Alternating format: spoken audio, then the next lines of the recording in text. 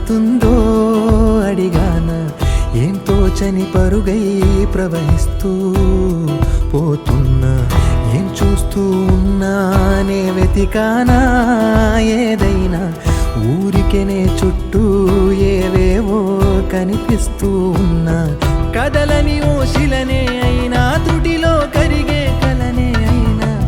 ఏం తేడా ఉందట నువ్వెవరంటూ అడిగితే నన్నెవరైనా,